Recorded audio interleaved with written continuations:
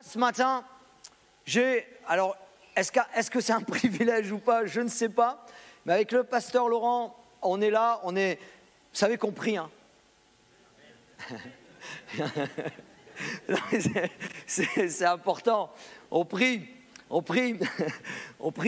pour dans nos vies personnelles, mais on prie pour l'Église aussi. On a un sujet en commun plus que toute autre chose, c'est l'Église, parce qu'on est pasteur, parce qu'on est berger, parce qu'on aime l'Église, loin d'être parfait, hein, on est loin d'être parfait. Alors bénissez-nous, ne nous en voulez pas, mais on aime l'Église, on veut que l'Église avance, et puis on prie, puis on écoute, on entend, on est attentif, on essaie du moins d'être attentif à tout ce qui gravite autour, et on a travaillé ensemble sur ce sujet, et j'ai le privilège d'introduire une série dont je me suis trompé dans l'orthographe la semaine dernière à cause de mon petit côté dyslexique, mais ça, vous me bénissez au nom de Jésus, c'est pas un problème, mais je vais rectifier la forme. Voilà, c'est notre série, on peut peut-être l'afficher là, voilà, l'annonce, c'est DRT, déformé, réformé pour être transformé. Alléluia. Ce matin, comme vous le voyez, on va parler du péché dans son ensemble, mais on va, pendant plusieurs semaines, on ne sait pas encore combien, 8, 10, 12, 14, on ne sait pas, non, 5 ou 6 peut-être, on va voir ça, on va développer plein de points que je vais vous dire, mais pour l'instant, je voudrais qu'on essaye d'enregistrer, qu'on essaye d'entendre, je vais définir, déformer, réformer, transformer. Déformer, c'est altérer la forme, l'aspect de quelque chose ou de quelqu'un. C'est également faire perdre à quelque chose sa justesse, son sens, sa vraie nature.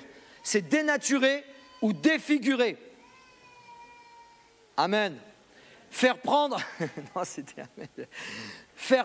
à quelqu'un certaines habitudes, des mauvaises habitudes, certaines manies, des mauvaises manies, certains réflexes qui ne lui sont pas naturels. Ça, c'est déformer. Réformer. On aime la réforme ? Oui. Ouais, mais on n'aime pas trop. Hein. Réformer, mais on doit apprendre à aimer. Réformer. Rétablir dans sa forme primitive. Faire subir à quelque chose des modifications importantes destinées à l'améliorer. Amen, elle dit l'enfant. Nous sommes appelés à réformer nos vies. Ramener un ordre religieux à une observation plus stricte de sa règle. Littéralement, supprimer ce qui est nuisible. Ça, c'est réformer. Oh là, c'est pas fini. Super. Ah. C'est quand on inverse les feuilles. Vivement la technique. Dites pas amen. Hein. Transformer, ça on peut dire amen. Seigneur, transforme-nous. C'est rendre quelque chose différent, le faire changer de forme, modifier ses caractères généraux, en général. Ça c'est difficile. Aïe, il y a du travail. Mais Seigneur, il est patient. Alléluia. Quelqu'un qui pourrait éventuellement transformer son appartement, on le sait. Ceux qui sont dans la transformation, dans les travaux, ça prend du temps. C'est vrai ou pas? Mais quand ça arrive à l'aboutissement, qu'est-ce qu'on est content? Qu'est-ce qu'on est fier? Et puis madame, elle dit, tu pourrais changer ça, s'il te plaît? Non, c'est pas. On ne va pas rentrer dans les conflits, non. C'est beau quand on a fini, mais ça prend du temps. C'est aussi modifier de façon spectaculaire l'état physique, moral ou psychologique de quelqu'un. Littéralement, c'est faire d'un être un être différent. C'est aussi métamorphoser, ça c'est transformer. Et comme je le dis, on va introduire cette série. Et pour mon introduction, j'ai pensé à un personnage qui se trouve dans la Bible, c'est Moïse. C'est Moïse. Et je vais aller rapidement. Hein. Moïse, il a été déformé, tout jeune, pas physiquement, hein, mais à un moment donné, il a dû être réformé pour être véritablement transformé. Moïse, c'est un enfant qui est né, vous savez les conditions, dans des conditions où on voulait exterminer tous les mâles, voilà, au niveau, parce que Israël se multipliait plus que les Égyptiens, et les Israélites servaient, les Hébreux, servaient véritablement d'ouvriers pour l'Égypte. Et puis Moïse, il est né dans ces conditions-là. Et sa mère ne voulait pas le donner voilà, pour finir mort. Et en fait, elle l'a mis, on connaît l'histoire, je vais rapidement, elle l'a mis dans un berceau, voilà, en paille. Et puis, il est parti, l'a dérivé sur le Nil. Vous savez, sur le Nil, il y a toutes sortes d'animaux sauvages, comme des crocodiles, par exemple. Ou voilà, des petits trucs qui pouvaient manger le bébé. Et puis, il est dit qu'il y a beaucoup de bébés qui ont dérivé comme ça sur le Nil, malheureusement. Mais Moïse, la main de Dieu était sur lui. Et puis Moïse, son chemin, si je puis dire, sur le Nil, il est arrivé chez la fille de Pharaon. Elle l'a trouvée, elle n'avait pas d'enfant à l'époque, etc. Bref, elle l'a pris. Mais sa sœur est arrivée, et puis elle a exposé, voilà, elle savait qu'il fallait que cet enfant ait une nourrice qui s'occupe d'elle. Et puis il y a eu cette négociation de Marie à l'égard de la future maman adoptive de Moïse, toute une négociation, et elle a réussi à trouver un compromis que Moïse allait être élevé par sa propre mère. Rien de tel. Mais imaginez un petit peu la fracture intellectuelle, la fracture émotionnelle que Moïse a pu ressentir.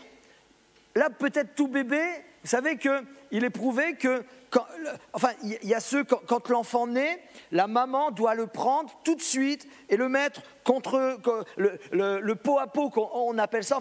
Il y a un truc qui se passe, il y a quelque chose qui se passe. Bref, et puis Moïse, il a dû partir tout bébé. Il a été recueilli par une femme étrangère qui est plus tard devenue sa mère, mais élevé par sa propre mère. Et à l'âge du sevrage, 5, 6, 7 ans, on ne sait pas trop. Et puis, il a été donné à une femme étrangère qui est devenue sa mère. Vous avez suivi ? Rien que ça fait mal à la tête. Et il a grandi, Moïse, jusqu'à l'âge de 40 ans comme Égyptien, avec une marque sur lui, peut-être éventuellement héritier, parce que comment dirais-je, il n'y avait pas de descendant, éventuellement ça aurait pu être lui, Pharaon. Mais bref, peu importe. Mais il a grandi dans cela.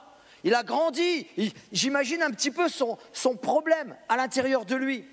Et puis, au bout de 40 ans, toute sa vie, toute cette partie de cette vie a été comme déformée. Il était dépanné dans ce genre de famille, il était un peu, comme bousculé dans tous les sens. Et puis, on connaît l'événement qu'il y a eu à l'âge de 40 ans où il a été comme appelé de Dieu, etc. Il voulait intervenir, il savait qui était son peuple d'origine, etc. Je vais rapidement sur tout ça. Et puis, il veut faire les choses par lui-même. Il sait qu'il faut plus ou moins faire quelque chose, il faut réformer quelque chose, parce que peut-être il voyait dans son cœur marre peut-être de voir souffrir son peuple d'origine. Et il a voulu faire les choses par lui-même. Et il est passé par un temps de réforme. Et son temps de réforme a duré, vous savez combien de temps son temps de réforme a-t-il duré ? 40 ans. 40 ans au désert, encore une vraie problématique. La pire des abominations pour les Égyptiens, il avait été éduqué comme Égyptien, même si ses origines étaient hébraïques, il avait été éduqué comme Égyptien, enseigné comme Égyptien. On dit même de lui, c'était un général, etc. Et la pire des abominations, c'était de faire berger. Et Moïse se retrouve dans un pays étranger, en train de faire le berger pour le compte de son beau-frère, de son beau-père. Carrément, le temps de désert. Le temps de remise en question, le temps de réformer. Ça a duré 40 ans. Et une rencontre très pertinente, très importante pour sa transformation, c'est le buisson ardent. Et là, on le voit Moïse. qui discute avec Dieu, Dieu l'interpelle à travers le buisson, etc. Et il parle avec Dieu. Et là, c'est là qu'on voit que Moïse avait un vrai problème. Et il y avait également un problème d'identité. Et il dit, mais qui suis-je moi pour faire ce que tu m'annonces, Dieu d'Israël, enfin Dieu. Et donc voilà, on voit que Moïse a été à un moment déformé, il a dû se réformer pour être complètement transformé. Il est devenu le Moïse, celui qui a sorti le peuple hébreu de l'esclavage de l'Égypte. Mais c'est un tiers de sa vie seulement. C'est seulement un tiers de sa vie. Et c'est interpellant, c'est important de se dire effectivement, il a subi une déformation incroyable dans tous les domaines. Il a dû vivre une véritable réforme pour être véritablement transformé. Et ça a également duré un certain temps. Arrêtons là. Nous allons voir effectivement, pendant ces quelques semaines, déformé, réformé, transformé. On va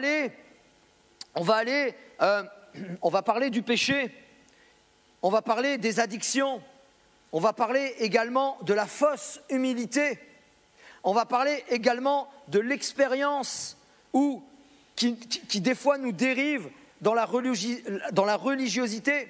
On va parler pendant ces temps du mariage, mais également des mariages toxiques, des problématiques qu'on rencontre dans le mariage. On va parler du célibat, on va parler de la solitude, et on va pointer le doigt sur ces difficultés. Et bien sûr, tout cela, l'objectif, l'idée, la pensée, c'est comment en sortir de cela. Comment je me réforme afin d'être transformé. Comment je réalise, j'ai besoin d'une prise de conscience que je suis déformé. Regarde pas ton voisin.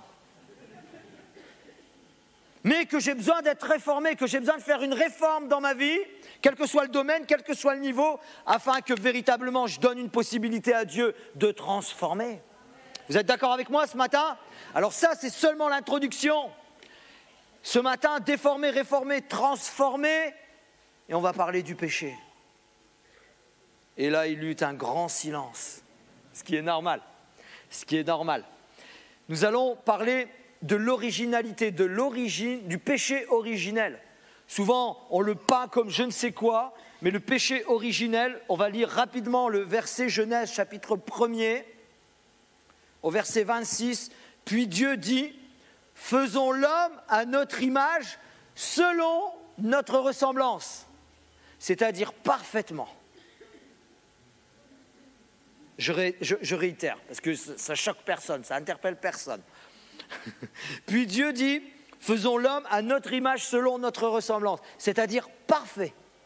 Quand Dieu fait quelque chose, souvent il le regarde, c'est biblique, vous allez le trouver dans la Genèse, et il le trouve bon. Vous savez, Dieu créa, etc., il le trouve bon. Et là il dit, faisons l'homme à notre image, selon notre ressemblance.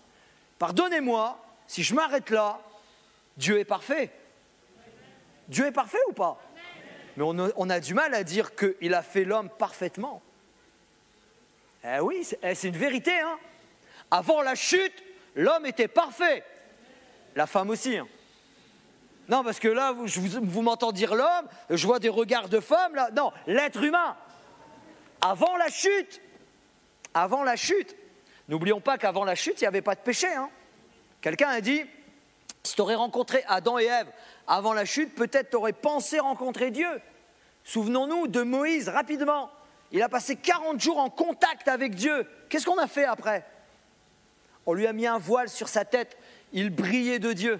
Il resplendissait la gloire de Dieu. Imaginez constamment, intimement, 24 heures sur 24, etc., etc. Imaginez. Et même, il était parfait puisque le péché n'était pas là. Bien sûr, le péché est venu, malheureusement.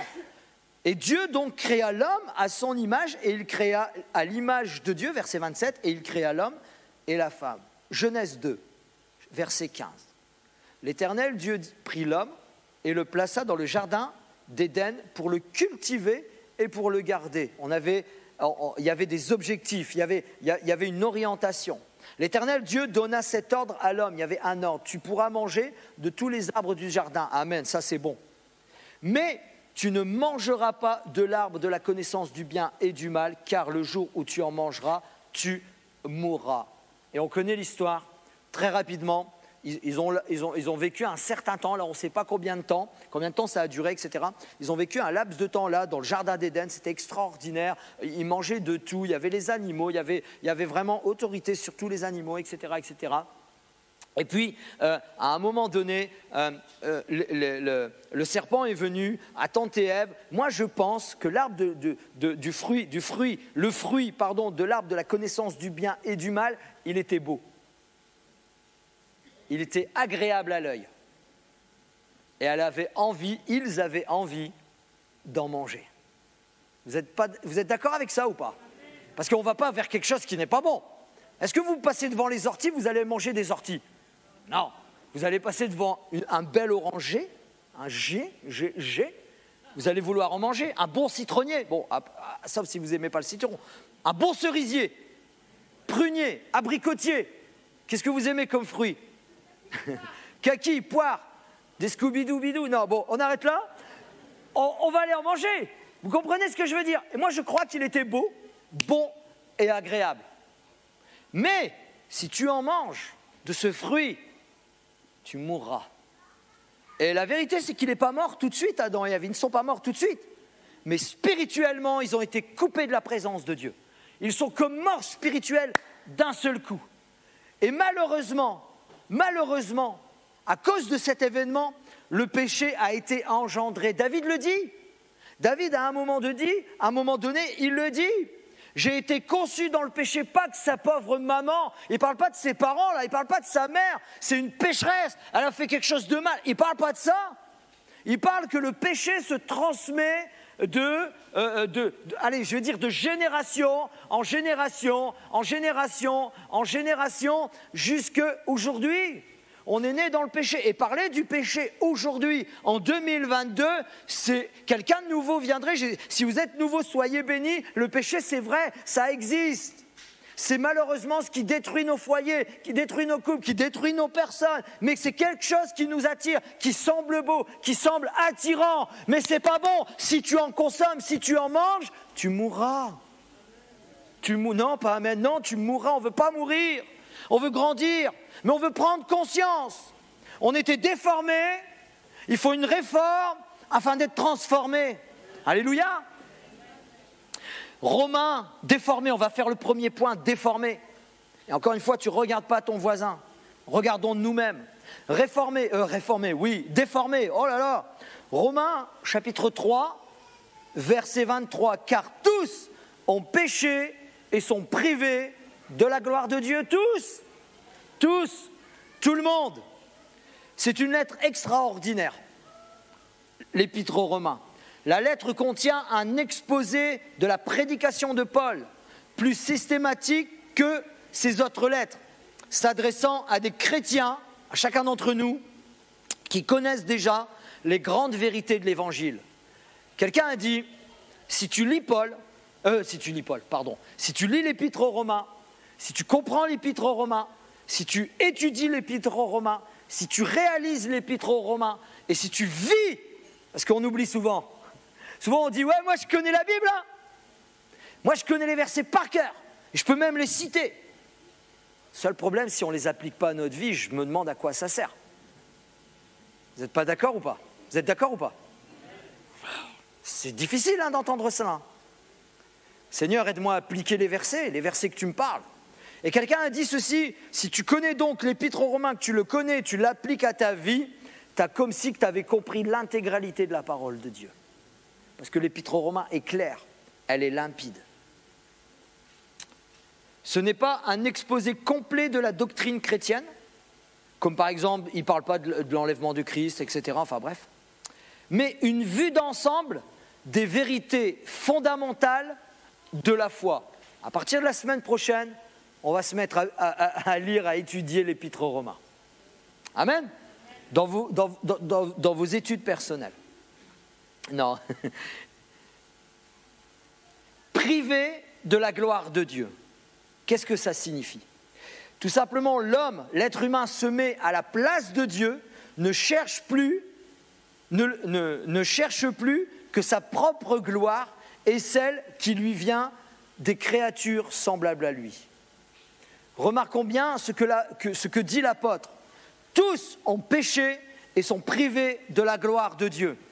C'est là le point capital de cette épître, et il dit ceci de toute l'Écriture, c'est que tout homme est pécheur et privé de la gloire de Dieu. On peut dire sa présence, on peut dire son amour. C'est dire que tout ce qui n'est pas purifié par le sang de Jésus et justifié par la foi est péché. Ça c'est dur, hein ?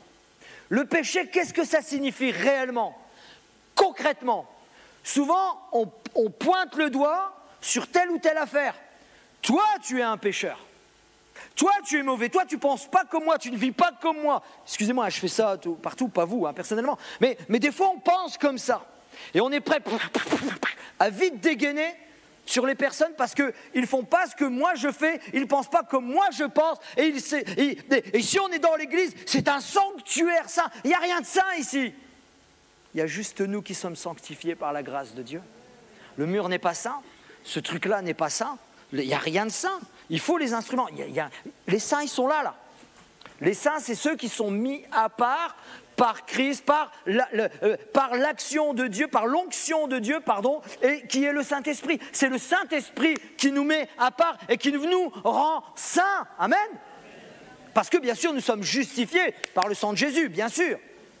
Tout ce qui n'est pas justifié et sanctifié est péché. Mais c'est quoi le péché ? Au-delà du pointage de doigts sur toi, tu dois vivre comme ça, selon ma conception. Déjà, des fois, nos conceptions bibliques, elles sont erronées.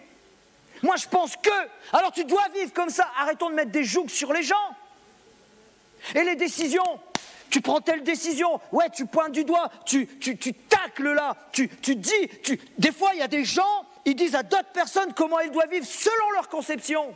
Eh bien, ça, c'est un péché. Ça, c'est une erreur. Pourquoi ? La Bible dit, ne juge pas. Parce que, quand tu commenceras à juger, qu'est-ce qu'il dit Jésus ? Tu seras jugé comme tu as jugé. C'est pour ça qu'il dit, l'apôtre Paul, encore une fois, laissez les responsables faire les choses. C'est eux qui seront jugés. Dans la parole de Dieu, dans la communication de la parole de Dieu. Mais tout le monde se mandate d'être un communicateur de la parole de Dieu. C'est bien. Moi, je crois qu'il faut des hommes, des femmes qui savent parler de la parole de Dieu. Mais est-ce qu'on est prêt à recevoir le double jugement qu'il se fera quand on exprime la parole de Dieu ? Et surtout, quand on est dans l'erreur, ou quand on est juste à côté, ou quand on pense que c'est comme ça, et c'est comme ça que tu dois vivre, point final. Non, c'est pas ça le péché. Ça, c'est le péché. Le péché, littéralement, la terminologie, pris dans son sens strict, le mot péché est une traduction de l'hébreu hata et du grec amartia. C'est manquer le but, rater la cible. C'est pas les péchés qu'on pense que, c'est pas ça. C'est juste manquer le but ou une déviation d'une cible. Ou tout simplement manquer la cible. Amen. On va développer. 1 Roi chapitre 8 verset 46. Quand ils pécheront contre toi, car il n'y a point d'homme qui ne pêche. Ecclésiaste chapitre 7 verset 20. Non, il n'y a sur terre point d'homme juste qui fasse le bien et qui ne pêche jamais. Personne. Romains chapitre 3 verset 9. Quoi donc ? Sommes-nous plus excellents ? Des fois, on a l'impression qu'il y en a qui sont meilleurs que d'autres. Parce qu'ils ont plein de choses à te communiquer, plein de choses à dire. Ils vont même dire aux autres comment ils doivent vivre, comment ils doivent se comporter. Ça, c'est haram, on dit chez nous. Ça, c'est pas bien, ça, c'est péché, on met des péchés partout, etc. C'est la manière que moi, je dois te dire que toi, tu dois vivre. Non. Quoi donc ? Sommes-nous plus excellents ? Nullement, l'apôtre dit, car nous avons prouvé que tous juifs et grecs. À l'époque, il prend cet exemple, l'apôtre Paul, en disant tout le monde, en fait, sont sous l'empire du péché. Quelqu'un a dit, j'aime cette phrase, c'est Confucius, on va le voir tout de suite normalement. L'archer qui manque sa marque ne blâme pas la cible. Il s'arrête, se corrige et tire à nouveau.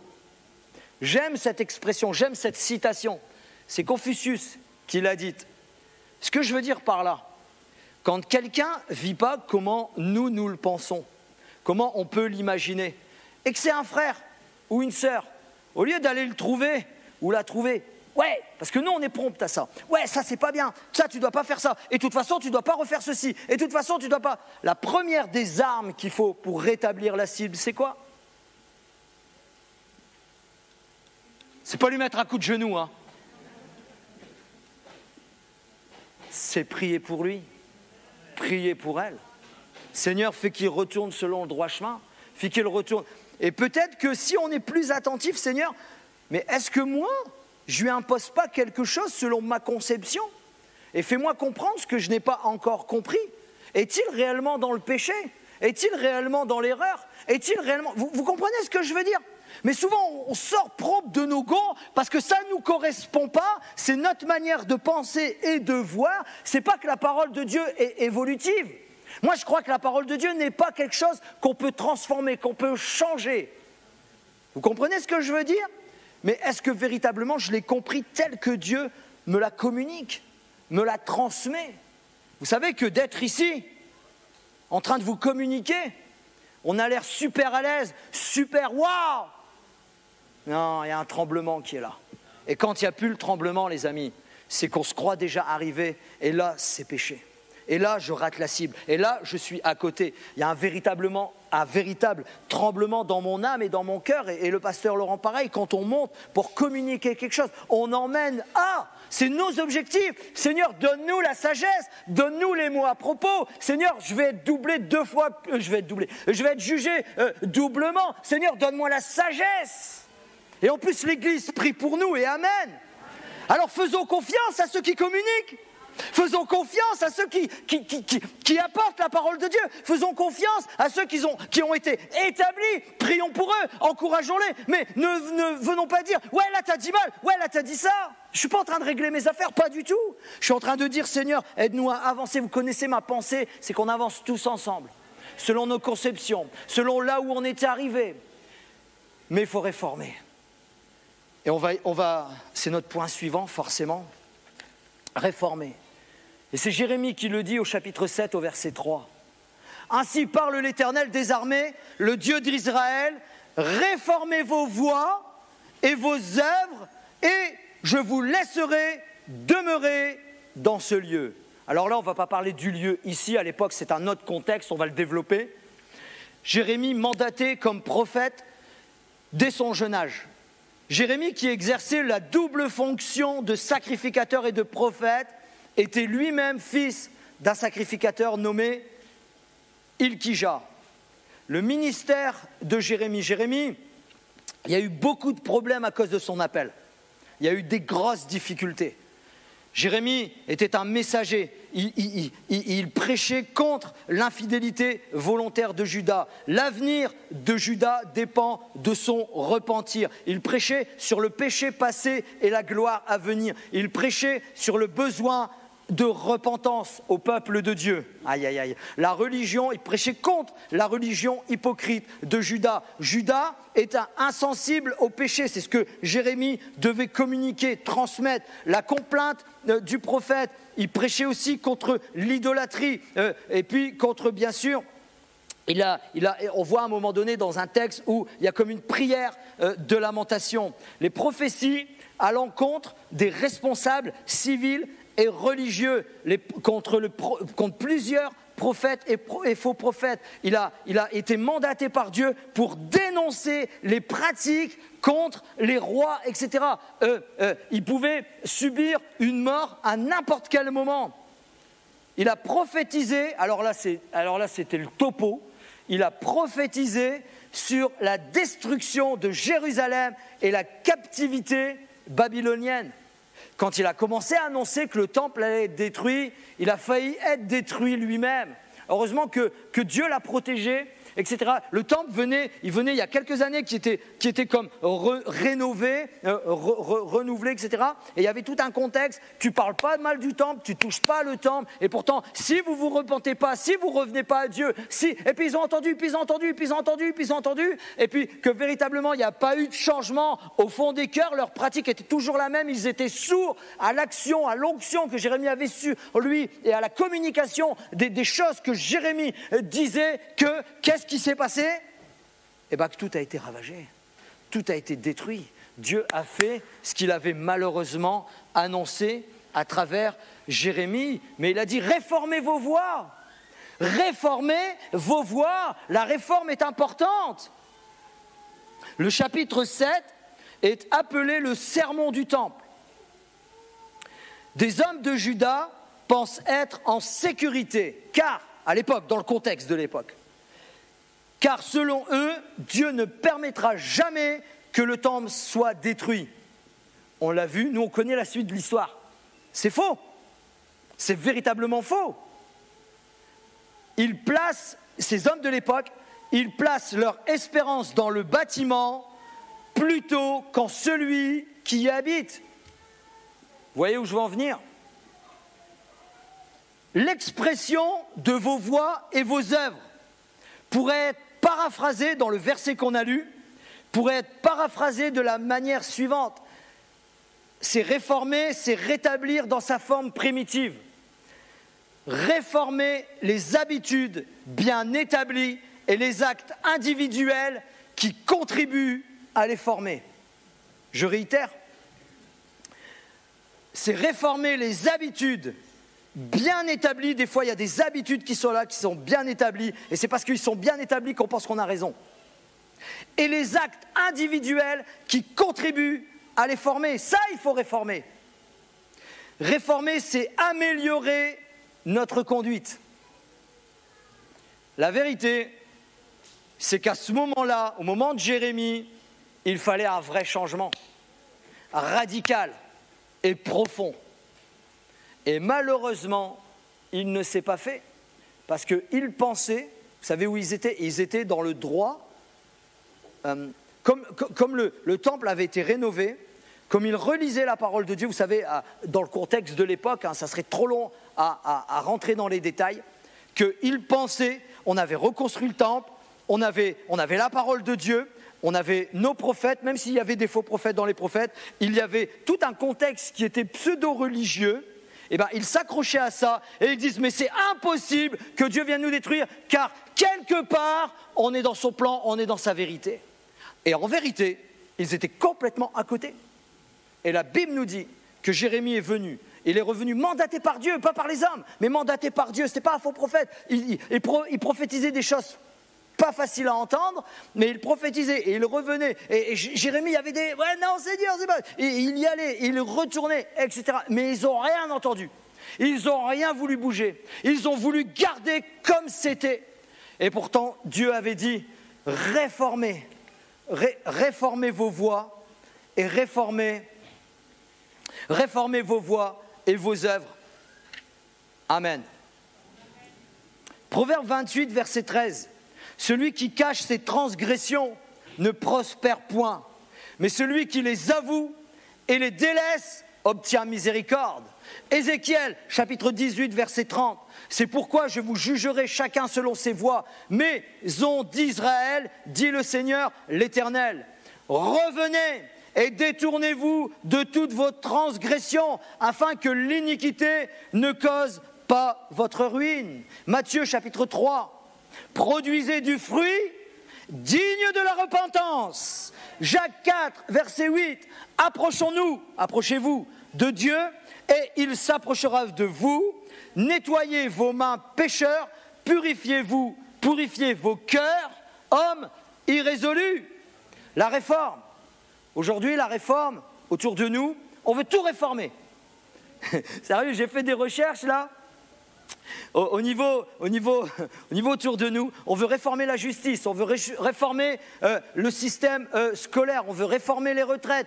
Il y en a peut-être besoin, hein, attention, hein, je n'ai pas dit que voilà, c'est pas bien ou c'est pas. Non, ils veulent réformer les retraites, il faut réformer. Il y en a qui veulent réformer notre corps, ils veulent ressembler à je ne sais qui ou à je ne sais quoi. Il y en a qui veulent réformer. Il y a des livres qui sont écrits comment réformer sa famille. Il y a des gens qui veulent réformer l'audiovisuel. Et je suis tombé sur cette affiche qui dit « La réforme de l'orthographe divise l'opinion ». Et vous avez ce monsieur qui crie « Nous n'accepterons cette réforme que par la force des baïonnettes ». En fait, c'est presque rien, vous comprenez ? Et les policiers disent « Ils utilisent des mots avec des trémas ». Vous voyez l'importance, hein ? Et je dois mettre mes lunettes ou pas ? Et double consonne, pardon. Bon sang, ils se sont radicalisés. En fait, c'est de l'utopie. En fait, c'est une boutade, c'est une moquerie. Aujourd'hui, on veut tout réformer, tout, n'importe quoi, n'importe comment, de n'importe quelle façon, etc. Bien sûr, la Bible nous dit réformons nos voies et nos œuvres et tournons-nous. Je crois que la seule vraie réforme qui est importante, que ce soit pour nos foyers, que ce soit pour nos maisons, que ce soit pour nos couples, que ce soit pour nos amis, les célibataires, ceux qui sont seuls depuis des années, pour abandonner le péché, pour véritablement vivre ce que Dieu nous a appelés à vivre dès l'origine, c'est tout simplement besoin d'une transformation et de la grâce de Dieu, car seul Jésus ôte le péché du monde, seul Jésus change à cœur, seul Jésus transforme une vie, seul Jésus, je croyais que vous alliez dire amen, parce que je peux continuer jusqu'à midi et demi là, seul Jésus véritablement transforme quelqu'un radicalement, profondément, si on le laisse faire, si on le laisse faire. Mon dernier point, c'est transformer. 1 Corinthiens chapitre 3, nous tous qui, le visage découvert, contemplons comme dans un miroir la gloire du Seigneur, nous sommes transformés en la même image, de gloire en gloire, comme par le Seigneur l'Esprit, de gloire en gloire. J'aime cette phrase, que Dieu nous transforme de gloire en gloire. J'ai envie de m'arrêter, mais je dois... Non, c'est bien, ça fait plaisir, mais je vais continuer. Hein, mais j'avais envie de m'arrêter sur quelque chose, mais je le ferai après. C'est Paul qui écrit aux Corinthiens, on le connaît, et de gloire en gloire. Qu'est-ce que ça veut dire ? C'est-à-dire d'un niveau de gloire à un autre, d'une manifestation de Christ dans nos vies à une autre. Ce verset décrit une sanctification progressive. Je vais vous révéler quelque chose d'extraordinaire ce matin. On est tous différents. Vous savez que Dieu est patient avec nous. Moi, il a attendu 28 ans et demi pour que je me tourne vers lui. Et croyez-moi, si j'avais été à sa place, waouh! Bref, vous avez compris. Et pourtant, Dieu a été patient et plein d'amour avec moi. Et il a été différent avec un autre. Il a été peut-être plus patient, il a été peut-être je ne sais quoi. Et comme on est tous différents dans cette église, Dieu, il y a des... Alors, il est pareil, il est au même niveau de patience à tout égard. Mais nous, des fois, il y en a qui vont mettre 6 mois à comprendre telle chose, et il y en a qui vont mettre 10 ans. Si Dieu est patient avec nous, pourquoi nous serions impatients avec ceux qui nous entourent ? Je n'ai pas fait des copains, moi, aujourd'hui. Hein. Seigneur, change nos cœurs. Vous comprenez ce que je veux dire ? De gloire en gloire, mes amis. Ce verset, donc je disais, il décrit une sanctification progressive.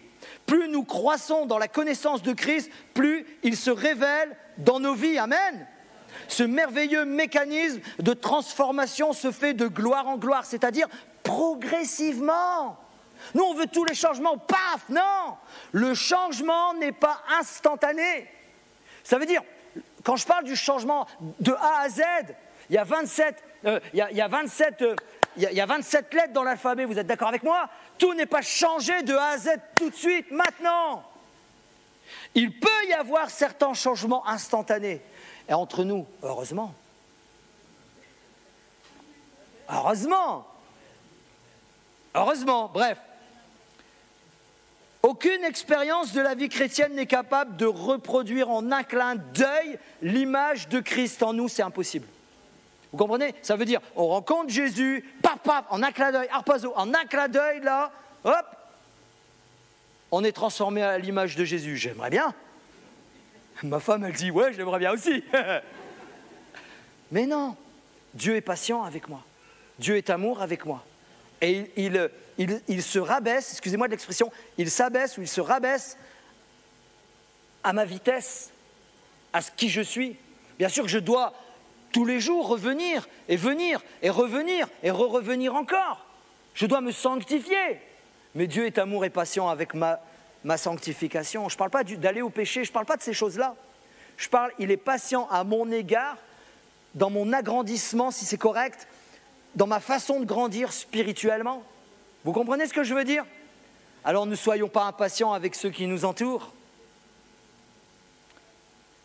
Il s'agit d'un processus évolutif et non d'une crise. À l'inverse de gloire, à l'inverse de la gloire de la loi, il allait en décroissant. La nôtre ne fait qu'augmenter. Notre gloire, notre présence de Dieu, si on se tient à la brèche, si on avance avec Jésus, elle fera que croître et non régresser. Mais il faut tenir la brèche. Rapidement, je vais terminer. Colossiens, chapitre 3, verset 10. Et ayant revêtu l'homme nouveau qui se renouvelle dans la connaissance selon l'image de celui qui l'a créé. 1 Corinthiens, chapitre 15, verset 21. Car puisque la mort est venue par un homme, c'est aussi par un homme qu'est venue la résurrection des morts. Alléluia. Nous étions morts dans nos péchés, mais Jésus nous a ressuscités. Ça me donne envie de vibrer, ça me donne envie de danser, pas vous? C'est la joie qui sort, hein, attention, hein, c'est la joie qui sort du cœur, mais je ne le ferai pas. Romains chapitre 6, verset 23, car le salaire du péché, c'est la mort, mais le don gratuit de Dieu, c'est la vie éternelle en Jésus-Christ, notre Seigneur. Amen. Amen. J'aime bien celui-là, je le répète. Car le salaire du péché, c'est la mort, mais le don gratuit de Dieu, c'est la vie éternelle en Jésus-Christ, notre Seigneur. Alors, qui que nous soyons ce matin, regardons à nos propres vies, à nos manquements, à nos fautes, à nos erreurs. Nous connaissons là où nous devons grandir. Nous savons là où nous devons évoluer concernant le péché. Alors, véritablement, laissons, bien sûr, prions nos frères et nos sœurs. Allons les voir s'il y a une faute grave, s'il y a une faute immorale, s'il y a une faute... Comprenez ce que je veux dire? Les péchés qui mènent à la mort. Parce que je ne veux pas donner de détails à nos enfants qui sont là ce matin. Mais quand le frère ou la sœur, il prend une décision qui paraît biblique et que toi, tu n'es pas d'accord, prie pour lui, prie pour elle, sois patient. C'est comme les viandes sacrifiées. Il y en a, ils en ont mangé, il y en a, ils n'en ont pas mangé. Il y en a, ils disaient, c'est pas bien d'en manger. Il y en a, ils disaient, c'est pas grave si j'en mange. Et Paul, il a tranché. Il a dit, n'impose pas à celui qui n'en mange pas. Et toi qui en manges, viens pas prendre, littéralement français courant d'Olivier, viens pas prendre la tête à celui qui n'en mange pas. Tant que vous soyez en paix, les uns les autres. Seigneur, apprends-nous à ne pas mettre de fardeau sur le frère. Apprends-nous à ne pas mettre de fardeau sur la sœur, même si je ne les comprends pas. On ne parle pas de péché qui mène à la mort, on ne parle pas de choses, de dérapage, on ne parle pas de rébellion contre l'Église, on ne parle pas de je ne sais quoi encore. Non! On parle de décision, on parle d'engagement, on parle de vie, on parle de désir, on parle de décision, on parle de choses. Seigneur, bénis-les. Seigneur, je veux les encourager. Seigneur, qu'est-ce que tu en penses, toi? Etc., etc. Maintenant, pendant les semaines à venir, on va développer sur les addictions. Et je ne peux pas développer parce qu'on s'est partagé avec le pasteur Laurent et moi et concernant les addictions. Comment en sortir, comment Dieu va te bénir. La fausse humilité, Seigneur, on n'en veut pas. Vous savez, la fausse humilité, on va rire, mais Seigneur, chasse toute fausse humilité. Parce que ça, c'est le péché. L'expérience, appuyer sur son expérience, malheureusement, qui fait de la religiosité. Bien sûr, on va parler du mariage et des mariages toxiques et l'objectif, c'est d'en sortir. L'objectif, il va y avoir des hommes, des femmes qui vont être libérés comme d'un joug qui mène toute leur vie. Vous savez, quand on réagit de telle et telle manière, ce qu'on est aujourd'hui, c'est parce que ça a été impacté dans notre enfance. J'ai dû combattre des choses et je combats encore sur des choses que j'ai jamais voulu, mais qui m'ont été imposées, entre guillemets, dans mon enfance. Et Dieu m'a libéré. Et Dieu m'a rétabli. Mais je dois les combattre. Je dois m'appuyer, je dois compter sur mon époux, je dois compter... Comprenez ce que je veux dire? C'est une évolution. Et bien sûr, on va bénir nos frères, nos sœurs qui sont célibataires ou qui traversent la solitude depuis des années. Et on va parler de leurs difficultés. J'ai pris l'exemple de la Réforme et on va conclure avec ça. De Martin Luther, où il était dans sa vie. Il lisait la Bible et il voyait le christianisme, comment il se comportait à son époque, qui était complètement opposé à la Bible. On vendait le droit de salut. On faisait, parce que les caisses de l'État du Vatican à l'époque, je veux blesser personne, c'est une réalité, c'est des faits de la Réforme, où ils vendaient des choses comme ça, ils vendaient le salut, des indulgences, voilà. Ils vendaient le salut, ils faisaient un peu tout et n'importe quoi. Et il s'est levé contre cela. Il a commencé à traduire la Bible pour que tout le monde ait la Bible. C'est un théologien. Il avait des idées claires que tout le monde avait accès au salut par Jésus-Christ. Et c'est ça notre foi. On est héritier de ce qu'il a fait cet homme. Mais la vérité, c'est que la Réforme, après sa mort, il y a des gens qui sont restés à la Réforme que Martin Luther a fait. Mais la Réforme, elle est continuelle. Comprenez ce que je veux dire? La Réforme, Martin Luther, il ne pouvait pas, le pauvre, il ne pouvait pas. Il est mort, sa vie s'est arrêtée, mais des gens se sont arrêtés avec lui, quelque part, spirituellement parlant, si je puis dire. Et pourtant, il fallait encore se réformer. Et encore se réformer jusqu'à aujourd'hui. Et nous, vous et moi, mes frères et sœurs, qui que nous soyons, que nous ayons 50 ans de conversion, que nous en ayons 5, 8, 10, 14, 12, 32, peu importe. Dieu veut que nous nous réformions devant lui. Je vais lire juste un dernier verset. On va le mettre ici, c'est 1 Jean 3, verset 2, et on va passer ensuite à la Sainte Seine. 1 Jean, chapitre 3, verset 2. Bien-aimés, bien-aimés, ça va, on est copains? Bien-aimés, pas copains, mais vous comprenez? Bien-aimés. Ça vous plaît, bien-aimés? Amen. Hein? Nous sommes maintenant enfants de Dieu. Vous et moi depuis longtemps, mais nous sommes maintenant enfants de Dieu. Et ce que nous serons n'a pas encore été manifesté. Ça veut dire la perfection. Vous savez qu'un jour on repartira à la forme initiale, c'est la perfection en Jésus-Christ. La perfection que Dieu avait créée au départ, dont on a parlé tout à l'heure. Mais nous savons que lorsque cela sera manifesté, nous serons semblables à lui, parce que nous le verrons tel qu'il est. Mes amis, Dieu lui-même est patient avec nous jusqu'à la perfection. Juste, il nous dit, tiens à la brèche. Quand reviendrai-je, trouverai-je encore la foi? Quand je reviendrai, trouverai-je encore la foi? Nous devons nous tenir à la brèche. Nous devons grandir dans la foi. Nous devons évoluer dans la foi. Et pas regarder si l'un et l'autre. Bien sûr, c'est important de prendre conscience, prier pour les uns, prier pour les autres, mais pas rentrer dans le jugement. Mais au contraire, épauler, encourager, bénir. Est-ce que vous permettez qu'on prenne la Sainte Seine ensemble? Est-ce que je peux vous inviter à vous lever, mes amis? Tout le monde, voilà, prenez les éléments. On va prier ensemble, si vous le voulez bien. On va prier ensemble. Ensuite, notre amie Stéphanie et puis l'équipe de louange va nous conduire dans un chant. Mais je voudrais qu'on prenne quelques instants. La Bible dit d'examiner nos cœurs. Examinons nos cœurs. Moi, j'aime examiner ma vie et mon cœur. Et Dieu est bon et miséricordieux. La Bible dit qu'il est lent à la colère. Il bénit, il maudit 3 générations et il en bénit 1000. Ça, c'est notre Dieu, ça. Alléluia.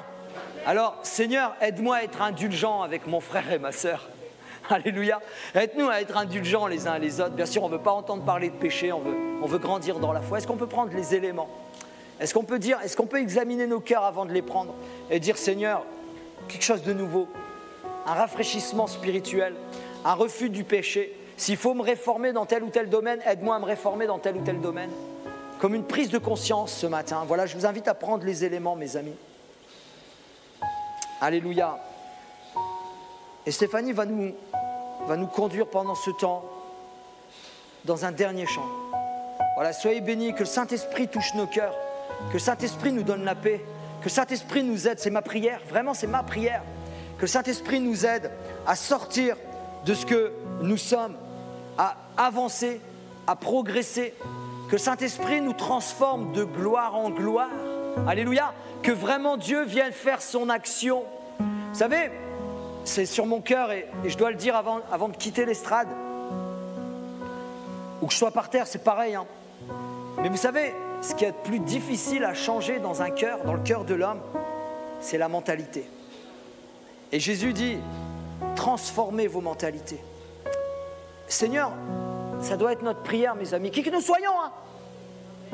Et je dirais ceci, comme Paul, moi le premier, Seigneur, viens changer ma mentalité. Viens, je veux la mentalité du ciel. Je veux apprendre comme toi tu apprends. Je veux voir comme toi tu vois. Je veux comprendre comme toi tu comprends. Je veux accepter comme toi tu acceptes. On ne parle pas de compromis, accepter le frère, accepter la sœur. Je veux vraiment être comme toi tu es. Donne-moi ton cœur, Père. Donne-moi ton cœur. Donne-moi ton amour. Est-ce qu'on peut vraiment avoir ce sens de prière ce matin? Pour qu'il y ait un vrai changement dans le fond, là. Dans le fond de nos âmes, dans le fond de nos cœurs. Oh Seigneur, change-nous encore. Transforme-nous encore. Viens agir encore dans chacun d'entre nous dans le nom de Jésus. Amen. Amen.